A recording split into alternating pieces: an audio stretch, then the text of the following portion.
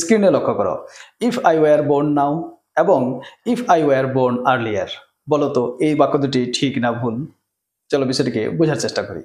প্রথমে লক্ষ্য করো, if I were born now এর অর্থ যদি আমি এখন জন্মগ্রহণ করতাম, এবং if I were born earlier এর অর্থ যদি আমি আগে জন্মগ্রহণ করতাম। লক্ষ্য করো, দুটো বাক্যেই আনরিয়াল কন্ডিশন অর্থাৎ অবাস্তব কল্পনা বা অবাস্তব ইচ্ছা প্রকাশিত হয়েছে।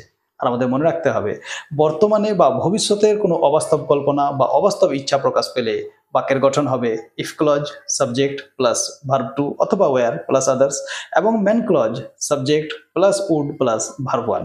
যেমন, যদি আমি পাখি হতাম তাহলে আকাশে উঠতাম। আচ্ছা, মানুষের পক্ষে পাখি হওয়া সম্ভব নয়, তাহলে এটা আনরিয়াল কন্ডিশন।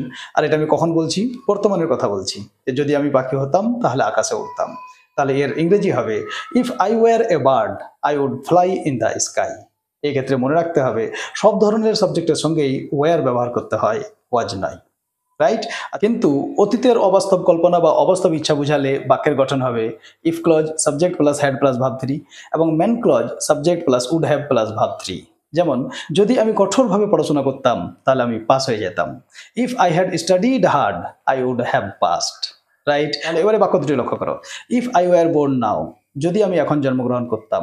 আচ্ছা, আমার পক্ষে আর এখন জন্মগ্রহণ করা সম্ভব নয়, তাহলে এটা বর্তমানের আনরিয়াল কন্ডিশন, রাইট? আর এই ক্ষেত্রে আমরা কি জেনেছিলাম? If clause subject plus verb two অথবা ওয়ার। তাহলে এই বাক্যটি 100% কারেক্ট। কিন্তু if I were born earlier যদি আমি আগে জন্মগ্রহণ করতাম, এখানে অতীতের অবাস্তব কল্পনা বা অবাস্তব ইচ্ছা প্রকাশিত হয়েছে, রাইট? আর এই ক্ষেত্রে আমরা কি জেনেছিলাম? যদি অতীতের অবাস্তব কল্পনা বা ইচ্ছা প্রকাশিত হয় তাহলে ওই ক্ষেত্রে ইফ ক্লজ প্রথমে সাবজেক্ট তারপরে হ্যাড তারপরে ভার্ব থ্রি। তাহলে এই বাক্যটি ভুল। এই বাক্যটি আসলে হতে হতো if I had been born earlier, right? তাহলে আশা করি মনে থাকবে, বর্তমানের অবাস্তব কল্পনা বা ইচ্ছা প্রকাশ পেলে ইফ ক্লজ হবে সাবজেক্ট প্লাস ভার্ব টু অথবা ওয়্যার, আর অতীতের অবাস্তব কল্পনা বা ইচ্ছা বোঝালে বাক্যের গঠন হবে if clause subject plus had plus verb three.